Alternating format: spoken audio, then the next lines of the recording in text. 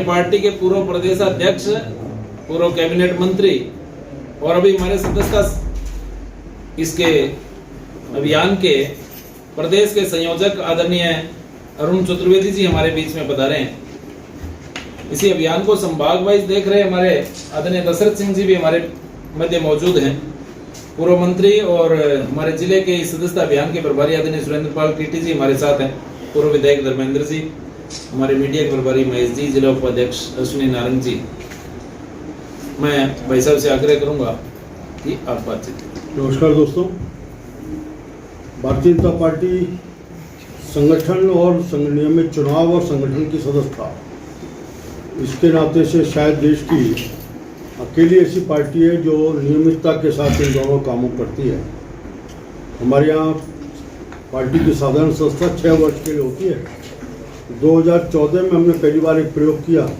पहले रसीद बुक के माध्यम से सदस्यता करते थे। 2014 में ऑनलाइन सदस्यता शुरू की और उस समय 6 महीने तक अभियान चला। 10 करोड़ सदस्य बने थे। व्यवस्था ऐसी है कि हर 6 साल की सदस्यता होती है और 6 साल के बाद फिर दोबारा सदस्य बनते हैं। 19-20 में कोविड आ गया और कोविड के कारण से उसको पूरी सदस्यता हमने नहीं की, विस्तारित सदस्यता की, जिसमें 6 करोड़ सदस्य उस 19-20 में मिले। प्रधानमंत्री जी इसके सदस्य बने 2 तारीख को और 5 बजे सदस्य बनने के बाद देश भर में सदस्यता कार्यक्रम को शुरू किया। 45 दिन में, पिछली बार मैंने कहा कि 6 महीने में हमारे 10 करोड़ सदस्य बने थे। इस बार 2 सितंबर को शुरू किया और 21 अक्टूबर को दिल्ली में जब समीक्षा बैठक थी तो लगभग 45 दिन में हमने 10 करोड़ के लक्ष्य को प्राप्त किया। इसमें एक बड़ी प्रसन्नता की बात हम मान ली है कि जो 10 करोड़ का आंकड़ा है, 10 करोड़ के आंकड़े में 61% लोग वो हैं जिनकी उम्र 35 साल से कम है। मैं कह सकता हूँ कि 60% लोग लगभग बीजेपी के सदस्यता से जुड़े हैं। उनकी उम्र युवा हैं जो लंबे समय तक भारतीय जनता पार्टी के साथ चल रहे हैं, जिनको मैं मान सकता हूँ कि 10 साल का नरेंद्र मोदी का शासन उस सबके प्रति इस युवा वर्ग में विश्वास है कि आने वाले समय में भारत का नेतृत्व भारतीय जनता पार्टी के पास रहना चाहिए, नरेंद्र मोदी के पास रहना चाहिए। इसलिए हर कोई इससे जुड़ने का और पार्टी को मजबूत करने की दिशा में काम कर रहा है। राजस्थान में इसी अभियान में हमने 54 लाख सदस्य अब तक बना लिए ऑनलाइन। ऑफलाइन भी हमने शुरू किया है। उस ऑफलाइन में अब तक 20 लाख लोगों के सदस्य बनने का हमारे पास समाचार मिला है। इसकी समीक्षा के नाते मैं संभाग के दौरे पर हूँ। राजस्थान में 10 महीने हो गए राजस्थान में भारतीय जनता पार्टी की सरकार बने भजन लाल जी के नेतृत्व में।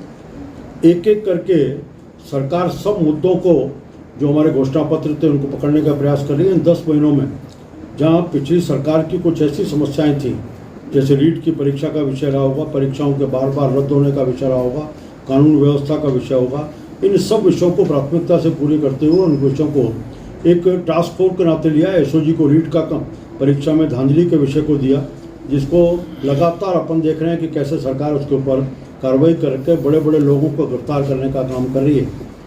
बाकी मैं कह सकता हूं कि पहली शायद सरकार होगी जितनी मेरी याददाश्त जाती है, जिसने अपने सब विभागों की वैकेंसीज को निकाला। और वैकेंसीज को निकालने के बाद ऐसा नहीं है कि वैकेंसी को 10 महीने में हुई। गहलोत जी मुख्यमंत्री थे तब भी वैकेंसीज होती रहती थी और उनके सरकार के संज्ञान में रहता था, लेकिन क्योंकि प्राथमिकता का विषय नहीं था, भजन लाल जी के नेतृत्व में सरकार ने उन सब वैकेंसीज को डिटरमिन किया, तय करने के बाद उनकी परीक्षा की तिथि और साथ में परिणाम की तिथि, इसका एक पूरा कैलेंडर जारी करने का काम किया। युवाओं के भविष्य को देख करके सरकार ने एक बड़ा अच्छा कदम इस दिशा में उठाने का काम लगातार किया है।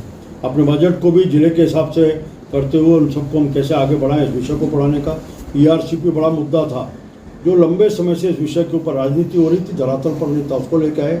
यमुना जल हम देखते हैं आज़ादी के बाद से कोई चुनाव ऐसा नहीं जिसमें कांग्रेस पार्टी ने नहीं कहा हो कि शेखावटी की ये बल्कि हार्टलाइन कहने वाली यमुना जल के मामले को सीकर जुजू चुरू, हर चुनाव में कांग्रेस कहती थी कि चुनाव जीतेंगे तो यमुना जल का पानी लेंगे।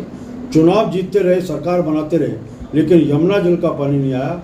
भजन लाल जी के मुख्यमंत्री बनने के मात्र 1.5 महीने में हरियाणा की सरकार के साथ, केंद्र के साथ बैठ कर के समझौता किया, जिसके ऊपर अमल शुरू हो चुका है। एक आगे प्रगतिशील कदम उठाने वाली सरकार खड़ी है। इसको मुझे लगता है कि इन सबको देखते हुए 7 जो चुनाव है, उन 7 चुनाव में भी हम बूथ के ऊपर मजबूती से काम हमारा हुआ है। संगठन की मजबूती, पूरी योजना, सरकार के काम और इन सब के आधार पर मैं कह सकता हूं कि अभी हमारे पास एक सीट है। हम निश्चित रूप से एक के साथ साथ 7 सीटों के ऊपर पूरी योजना से लड़ रहे हैं और अधिकतम सीटों को हम जीत के आएंगे, समझ विश्वास करता है। मुझे इतना कहना था।